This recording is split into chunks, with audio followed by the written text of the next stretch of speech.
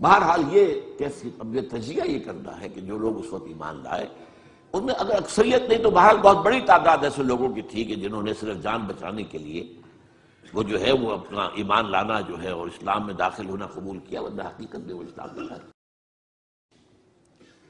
اس کے بعد حضرت ابو بکر کی خلافت کے دوران اس سے بھی بڑا فتنہ کھڑا ہو گیا، ہم زکوٰۃ نہیں دیں گے، زکوٰۃ جو ہے وہ ہم دیں گے، خود تقسیم کر لیں گے، خود تقسیم کر دیں گے۔ حضرت ابو بکر رضی اللہ تعالیٰ عنہ نے طے کیا ان کے خلاف جہاد، جنگ، کیونکہ یہ سورہ توبہ کی 5ویں آیت کے اندر بھی یہ ہے، 2 شرطیں ہیں، اگر وہ توبہ کریں اور نماز قائم کریں اور زکوٰۃ دیں۔ اسی کے حوالے سے جب کہا گیا تھا حضرت ابو بکر سے کہ آپ ان کے خلاف قتال نہ کیجیے، یہ مرتد تو نہیں ہوئے، اسلام سے منکر نہیں ہوئے، کوئی نئی نبوت کو دعوت نہیں کیا، اور زکوٰۃ کے بھی منکر نہیں ہے اس معنی میں کہ زکوٰۃ نہیں دیں گے، کہتے ہیں کہ ہم خود جو ہے وہ زکوٰۃ کا بندوبست کریں گے۔ یہ عظیمت تھی حضرت ابو بکر کی رضی اللہ تعالی عنہ۔ آپ نے کہا کہ اگر یہ حضور کے زمانے میں اونٹ دیتے تھے زکوٰۃ میں اور ساتھ ہی اس کو باندھنے والی رسی بھی دیتے تھے، اب اگر یہ کہیں گے کہ اونٹ لے جاؤ رسی نہیں دیتے تو بھی میں جنگ کروں۔ جو مشرک تھے عرب کے سابق جو اسلام لے آئے تھے، قالت الاعراب آمنا قل لم تؤمنوا ولکن قولوا اسلمنا، پورا تقریباً بدو عرب مرتد ہو گئے۔ ذرا جانوروں کے حقوق کی آج بات کی جاتی ہے، اینیمل رائٹ کی، مجھے صرف جانوروں کے حقوق پہ گفتگو نہیں کرنی، اگرچہ ضمناً ہو جائے گی، میں آپ کے ذہنوں کو ذرا آگے کی طرف لے جانا چاہتا ہوں۔ کہا کہ دیکھو اپنے عامل زکوٰۃ کو سمجھایا کہ جس کو زکوٰۃ بھیجنے کے لیے جمع کرنے کے لیے بھیجتے تھے، کہا جب جاؤ زکوٰۃ لینے کے لیے تو تم دیکھو جس کے پاس جانا اس سے کہنا کہ مجھے خدا کے ولی نے بھیجا ہے تمہارے پاس، تمہارے مال میں کوئی خدا کا حق ہے؟ اگر وہ کہے ہاں تو دیکھو فلا تدخل علیہ دخول متسلط او عنیف، دھونس جما کر اس کے پاس مت جانا۔ دیکھیے ہے کوئی ایسا حکمران آج زمین پر کہ جو یہ کہے خبردار یہ کام نہ کرنا، ولا ترهقه ولا تخيفه ولا توعده، ٹیکس جمع کرنے جا رہے ہو خبردار دھمکانا مت، ڈرانا مت، ذرا سینہ تان کے مت جانا، اکڑنا مت، دھونس مت جمانا۔ اگر تمہیں وہ جو دے دے فَإِنْ أَعْطَاكَ فَخُذْ، جو دے دے سونا اور چاندی وہ دے دینا۔ اب اگر اس کے پاس فَإِنْ كَانَ لَهُ مَاشِيَةً أَوْ إِبِلٌ، اگر اس کے پاس اونٹ یا مویشی ہو، آپ جانتے ہیں نا مویشیوں پر بھی زکوٰۃ ہے، تو اس کے پاس اس سے کہنا کہ تمہارے پاس کوئی خدا کا حق ہے، اگر وہ اجازت دے دے فَلَا تَدْخُلْ إِلَّا بِإِذْنِهِ، خبردار دیکھو باڑے میں حیوانات کے اور مالک کی اجازت کے بغیر مت گھس جانا۔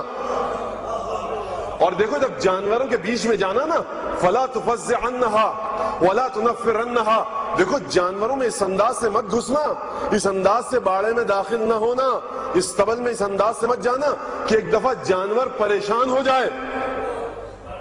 دیکھیے معرفت دیکھیے آپ، بھاگنے دوڑنے نہ لگے جانور، آرام سے جانا۔ پھر زکوٰۃ دینے کا طریقہ بتایا، مجھے اس میں نہیں جانا۔ اور دیکھو لا توکل علیہا، اگر کبھی خود نہ جا سکو اور کسی کو بھیجو تو خبردار سوائے ایسے آدمی کو جو رحم دل ہو، مخلص ہو، شفیق ہو، اس کے علاوہ کسی کو نہ بھیجنا۔ میں ہاتھوں کو جوڑ کے مولا کی خدمت میں عرض کروں گا، مولا یہ انسانوں کے پاس نہیں بھیج رہے آپ زکوٰۃ جمع کرنے، یہ جانوروں کی بات ہو رہی ہے، یعنی جانوروں کے پاس بھی جب علی کا عامل زکوٰۃ جائے تو فرمائے مولا دیکھو نرم مزاج آدمی کو بھیجنا، مخلص کو بھیجنا، جو شفقت کے ساتھ جانوروں کو جمع کرے اسے بھیجنا۔ اور دیکھو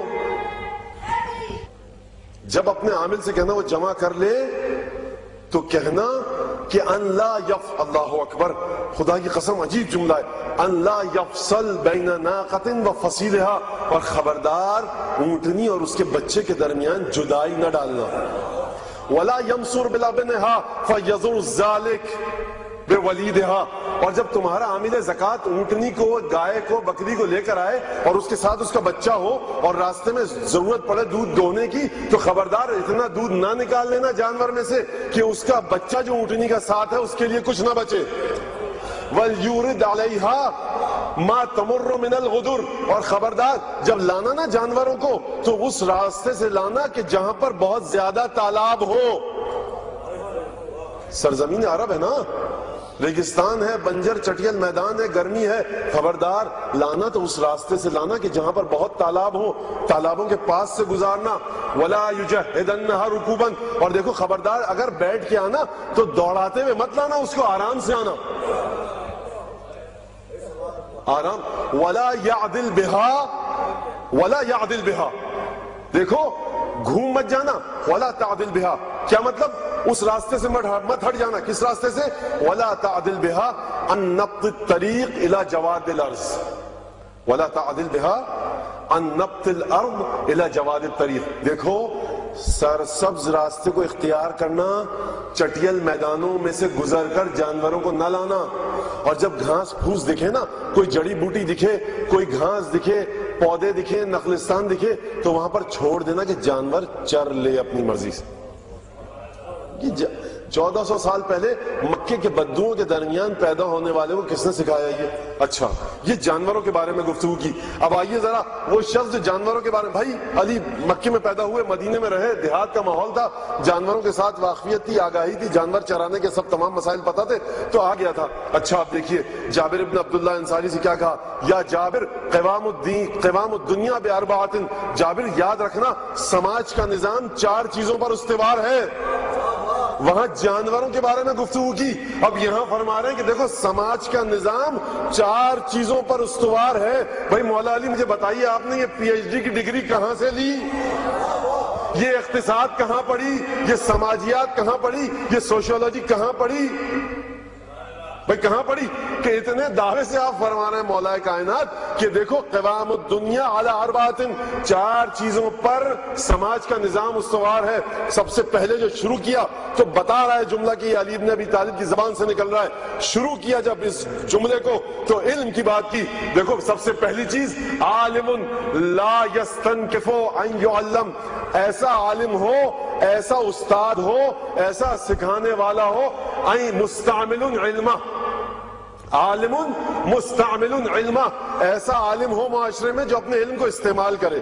ایک ایک لفظ پر توجہ کیجئے گا، کسی معمولی آدمی کے جملے نہیں ہیں، مولا کائنات کے جملے. یہ نہیں کہا کہ وہ عالم جو اپنا علم سکھائے، کہا کہ وہ عالم جو اپنا علم استعمال کرے. یعنی معاشرے میں ایسے عالم ہیں جو سیکھ کر بیٹھ گئے، استعمال نہیں کر رہے. کس انداز سے؟ سکھائے بھی زبان سے اور عمل کر کے بھی دکھائے. وَجَاهِلٌ لَا يَسْتَنْكِفْ أَنْ يَتَعَلَّمْ، اور جو جاہل ہو، لا علم ہو، ایسا ہو جاہل کہ علم سیکھنے کے سلسلے میں کسی اکڑ کا مظاہرہ نہ کرے، کٹ حجتی نہ کرے، علم سیکھنے کے لیے تیار رہے. وَجَوَادٌ لَا يَبْخَلْ بِمَعْرُوفِهِ وَالْغَنِيُّ لَا يَبْخَلْ بِمَعْرُوفِهِ، اور ایسا شخص جو سخی ہو، پیسے والا ہو، صاحب ثروت ہو، اس کی خصوصیت یہ ہونی چاہیے کہ وہ نیک کام کرنے کے سلسلے میں لا یبخل، بخل اور کنجوسی سے کام نہ لے.